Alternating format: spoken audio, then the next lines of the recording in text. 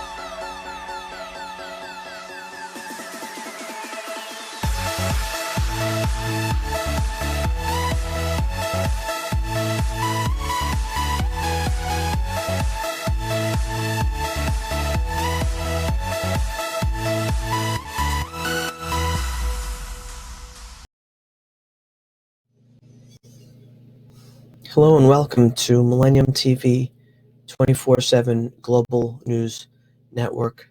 Today's date is the 4th of March, 2022, and today, here's the news. A former Kentucky police officer was found not guilty Thursday on charges he endangered neighbors the night he fired into Breonna Taylor's apartment during a botched drug raid that resulted in Taylor's death. The panel of 8 men and 4 women delivered its verdict for Brett Hankison about 3 hours after it took the case, following closing arguments from prosecution and defense attorneys. None of the officers involved in the March 13th, 2020 raid were charged with Taylor's death. Hankison did not fire any of the bullets that killed the 26-year-old black woman. His acquittal likely closes the door on the possibility of state criminal charges against any of the officers involved in the raid. A federal investigation into whether the officers violated his civil rights is underway. Taylor's mother, Tamika Palmer, and a group of friends and family left quickly without commenting after the verdict. Next news. Fewer and fewer people are voting in Selma, Alabama, and to many, that is particularly heartbreaking. They lament that almost 6 decades after black demonstrators on the city's Edmund Pettus Bridge risked their lives to fight for the right to cast ballots, voting in predominantly black Selma and surrounding Dallas County has steadily declined. Turnout in 2020 was under 57%, among the worst in the state. In quotes, "It should not be that way.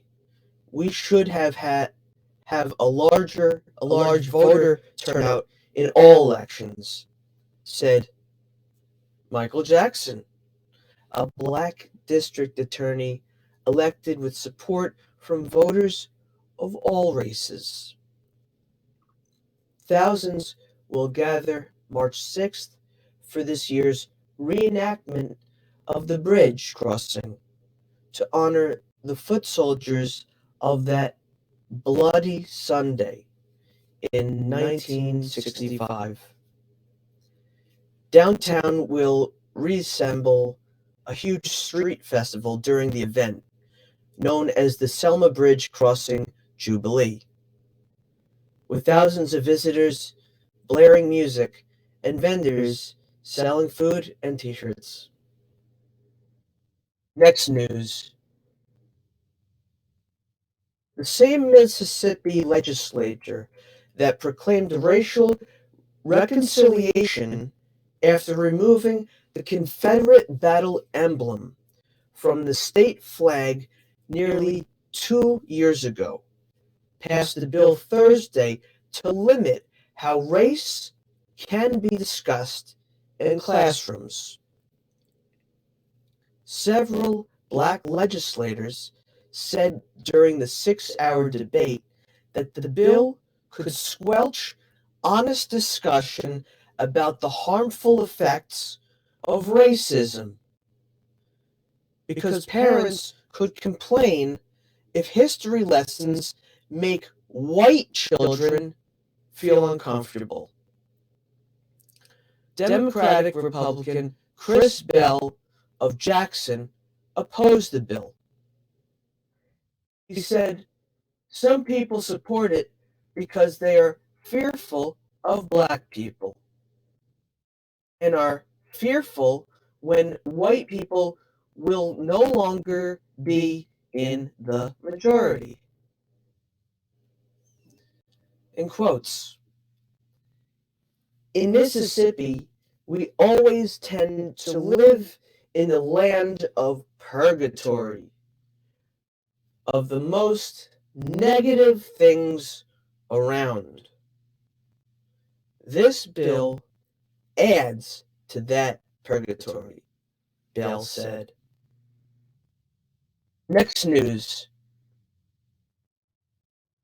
The Peace Corps will start sending volunteers overseas again in mid-March after it evacuated them from posts around the world 2 years ago due to the COVID-19 pandemic. The U.S. government program announced Thursday an initial group of new volunteers and those who were evacuated in March 2020 as the coronavirus began to spread across the globe will go to Zambia and the Dominican Republic this month, according to a Peace Corps statement. The Peace Corps plans to return volunteers to their posts throughout the year, based on the number of COVID-19 cases and hospital capacity in the host country, and the Peace Corps' ability to transport volunteers to medical evacuation centers if there's an emergency. It is currently recruiting for 24 posts. We're going to take a short break from the daily English news of Millennium News TV 24/7. Please stay with us. Thank you. Millennium TV, bridging communities worldwide. We broadcast diverse international content from Europe, Asia, Africa, and now right here in the USA. Watch us via Roku on your smart TV. Submit your own content to 1530entertainmentllc@gmail.com. Download the Millennium TV app from the App Store to stream our shows anywhere, anytime. Millennium TV.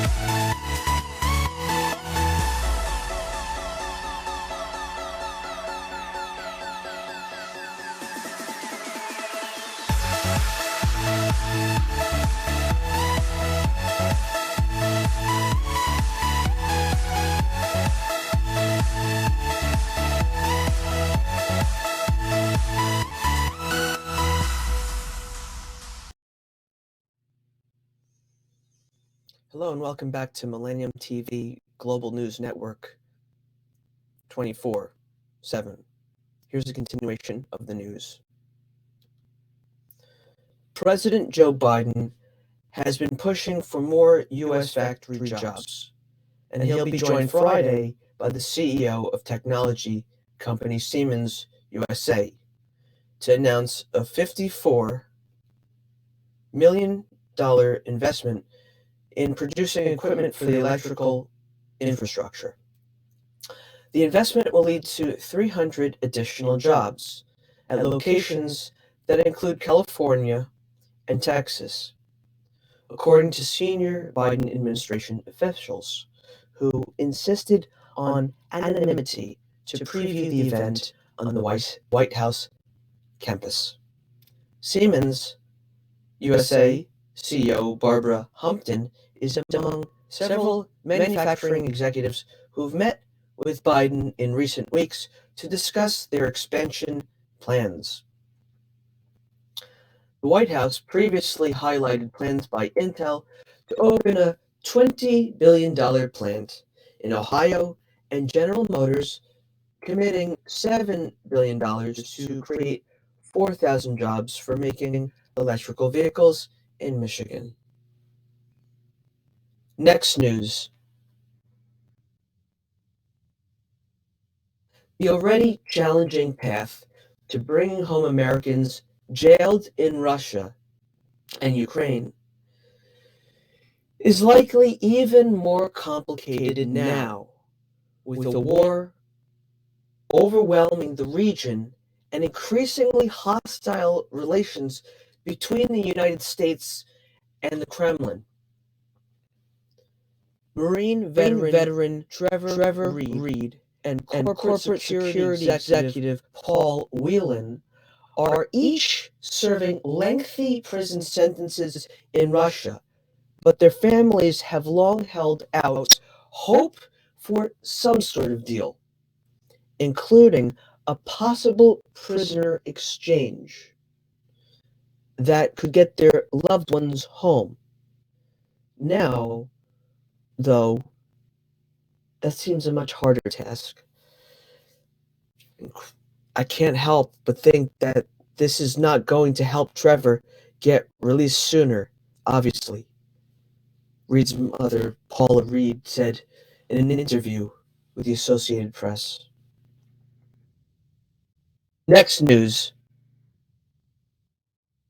The Justice Department says it is gravely concerned about allegations that a high-ranking federal prison official entrusted to end sexual abuse and cover-ups at a women's prison known as the Rape Club may have taken steps to suppress a recent complaint about staff misconduct. Deputy Regional Director T. Ray Hinkle is accused of attempting to silence a female employee who said she had been harassed by a manager at the prison. The Federal Correctional Institution in Dublin, California. By meeting with her personally in violation of established protocols. Quotes, these allegations, if true, are abhorrent, and the Department of Justice takes them very seriously, end quote, the Justice Department said, in response to questions from the Associated Press about Hinkle's alleged behavior. Hinkle, who pledged to staff that he would help Dublin regain its reputation during a stint as acting warden that ended this week, was also admonished by his bosses at the Federal Bureau of Prisons for sending all staff emails that were critical of agency leadership and policies. Next news. The Biden administration ordered new sanctions blocking Russian business oligarchs and others in President Vladimir Putin's inner circle on Thursday, in response to Russian forces' fierce pummeling of Ukraine. President Joe Biden and Ukrainian President Volodymyr Zelensky spoke late Thursday as Russian forces shelled Europe's largest nuclear power plant in the eastern Ukraine city of Enerhodar. The assault sparked a fire and raised fears that radiation could leak from the damaged power station. The White House said Biden joined Zelensky in urging Russia to cease its military activities in the area and allow firefighters and emergency responders to access the site. End quote. Thank you. We're going to take a short break from the daily English global news of Millennium News TV 24/7. Please stay with us. Millennium TV, bridging communities worldwide. We broadcast diverse international content from Europe, Asia, Africa, and now right here in the USA. Watch us via Roku on your smart TV. Submit your own content to 1530entertainmentllc@gmail.com. Download the Millennium TV app from the App Store to stream our shows anywhere, anytime. Millennium TV.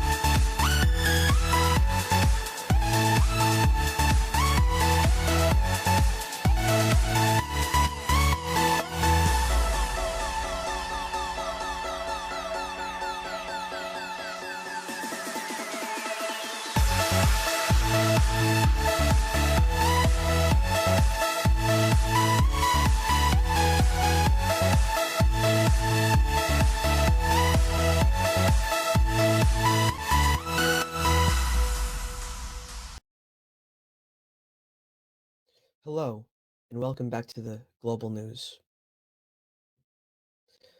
A Russian attack at Europe's biggest nuclear power plant in Ukraine did not result in any radiation being released. And firefighters extinguished a blaze at the facility. UN and Ukrainian officials said, as Russian forces pressed their campaign Friday to cripple the country despite global condemnation. The International Atomic Energy Agency's Director General, Rafael Mariano Grossi, said Friday the building hit by a Russian projectile at the Zaporizhzhia plant was not part of the reactor, end quotes, but instead a training center. Nuclear officials from Sweden to China said no radiation spikes had been recorded, as did Grossi. Ukrainian officials have said Russian troops took control of the overall site, but the plant's staff were continuing to ensure its operations. Grossi said the Ukrainians were in control of the reactor. X News. Europe's largest nuclear power plant was hit by Russian shelling early Friday, sparking a fire, raising fears of a disaster that could affect all of Central Europe for decades, just like the 1986 Chernobyl meltdown. Hopefully not. Concerns faded after Ukrainian authorities announced that the fire had been extinguished, and while there was damage to the reactor compartment, the safety of the unit was not affected. But even though the Zaporizhzhia nuclear plant is of a different design than Chernobyl and is protected from fire, nuclear safety experts and the International Atomic Energy Agency warn that waging war in and around such facilities presents extreme risks. One major concern raised by Ukraine's state nuclear regulator is that if fighting interrupts power supply to the nuclear plant, it would be forced to use less reliable diesel generators to provide emergency power to operating cooling systems. A failure of those systems could lead to a disaster similar to that of Japan's Fukushima plant, when a massive earthquake and tsunami in 2011 destroyed cooling systems, triggering meltdowns in 3 reactors. Next news. Walking the final 14 miles to Ukraine's border and to safety, Ludmila Sokol was moved by the mounds of clothes and other personal effects that many others discarded as they fled the fighting before her. You should have seen these things scattered along the road, said the gym teacher from Zaporizhzhia. Because the farther you carry things, the harder it is. End quote. Like more than 1 million others, she's grappling with the pain of leaving everything behind. Sokol has found a home in Paris with her former gymnastics coach, a second mother, whom she first met as a child. I don't know what will happen tomorrow, but the only thing I know is that everything will be fine because Victoria Andreevna is nearby. Her host tied a homemade Ukrainian flag to a fishing rod to wave in a small gesture of defiance over Russia's invasion. Next news.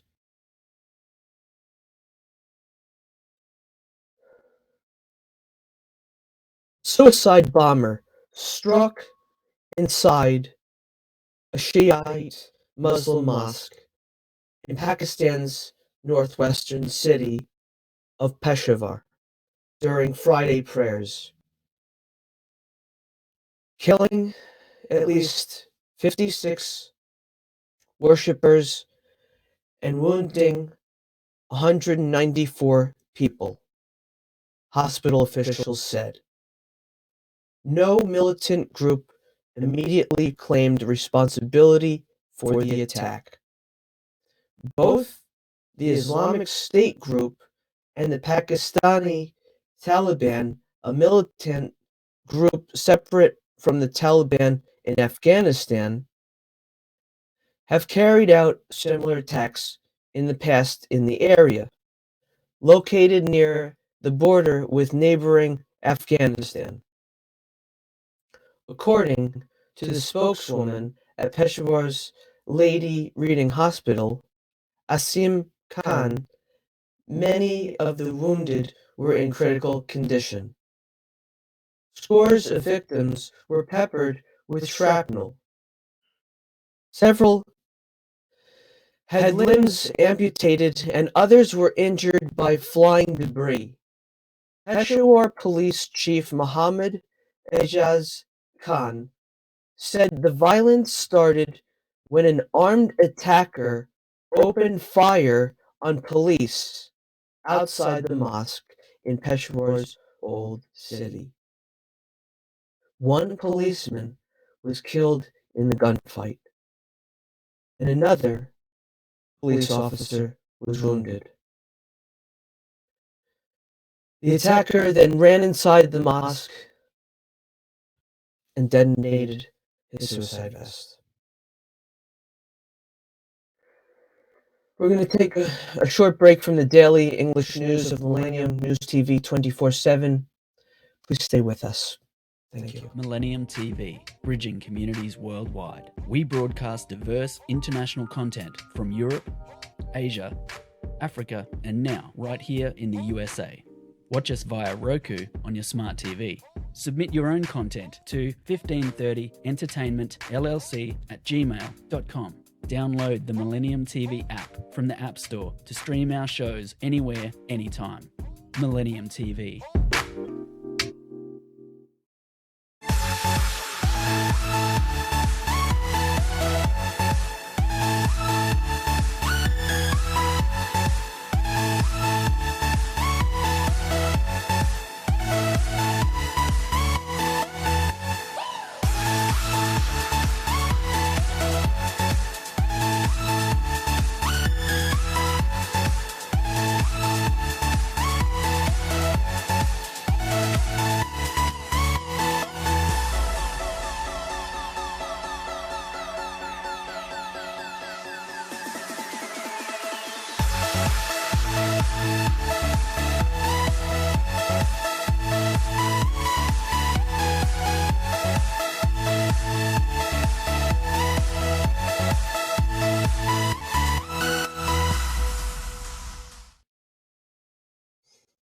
Hello and welcome back to Millennium TV News 24 Global News Network.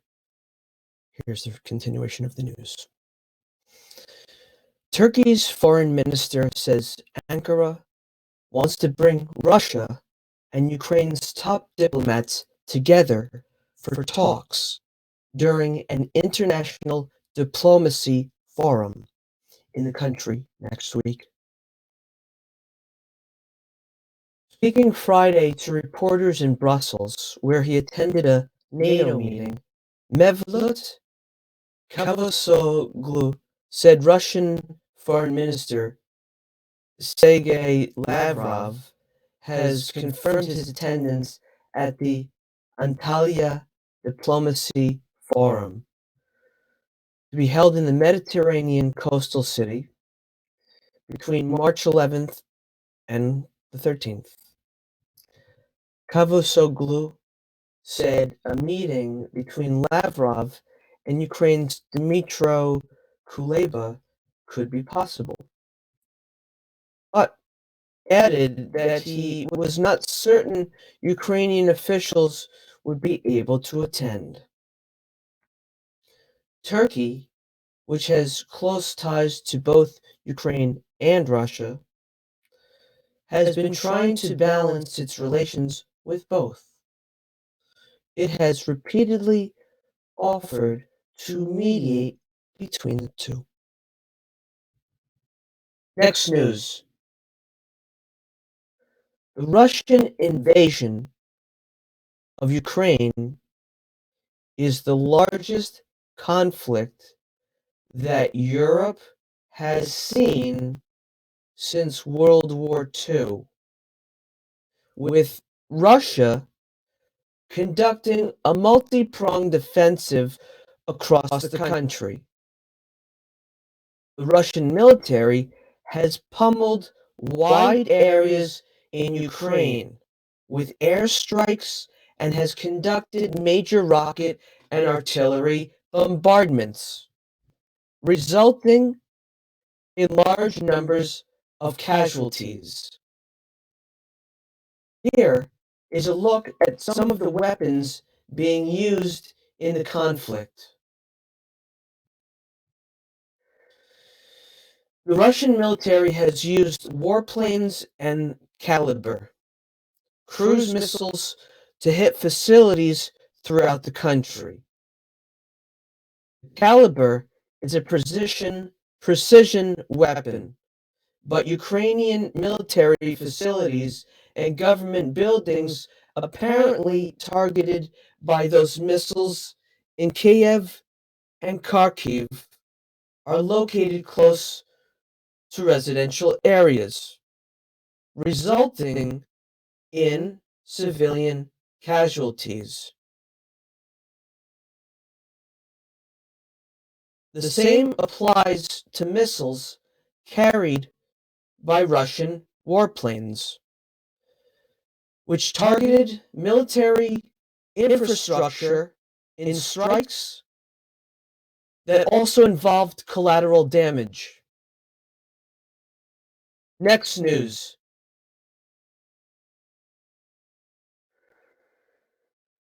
Russian forces shelled Europe's largest nuclear plant early Friday, sparking a fire as they pressed their attack on a crucial energy-producing Ukrainian city and gained ground in their bid to cut off the country from the sea. Leading nuclear authorities were concerned, but not panicked, about the damage to the power station. The assault triggered phone calls between Ukrainian President Volodymyr Zelensky and US President Joe Biden and other world leaders.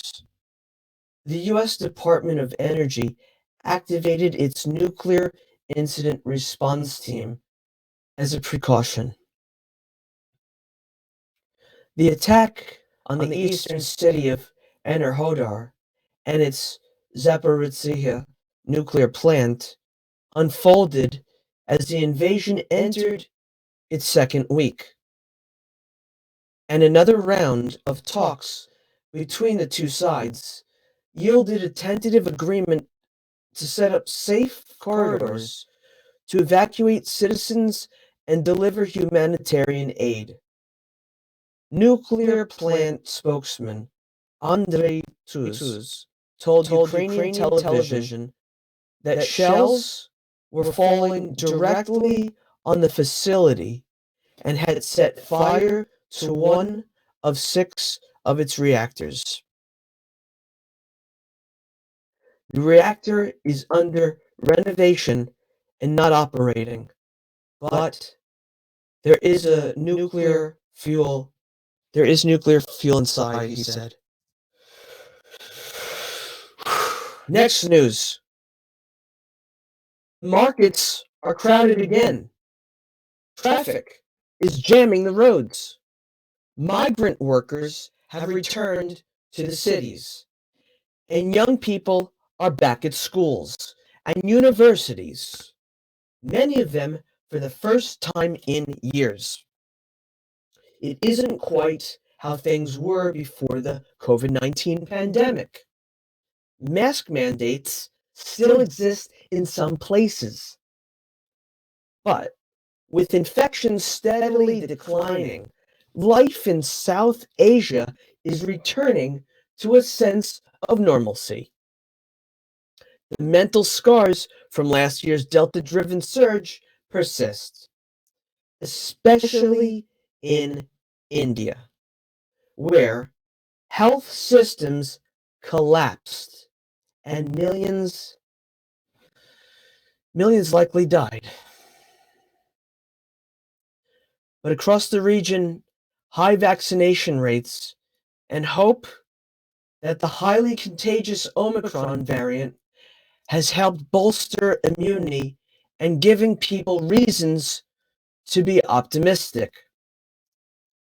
While experts agree that opening up was the right move amid falling case numbers, they caution that optimism should be tempered with lessons from the past 2 years.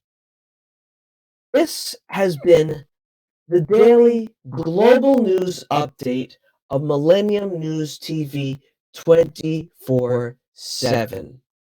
Thank you for watching.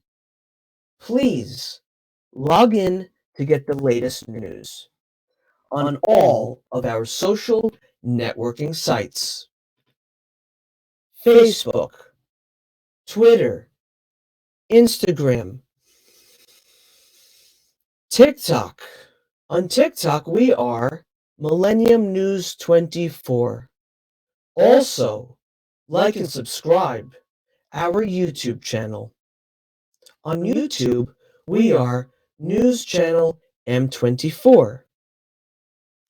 Viewers now on both network broadcasting, Android, and iOS devices, Apple TV, Roku TV, Amazon Fire TV. Also, all smart TV platforms. Can't go wrong there.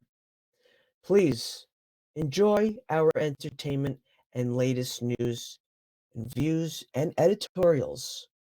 Our Millennium TV apps, Millennium TV USA Android. Millennium News Google. Google us. We're there.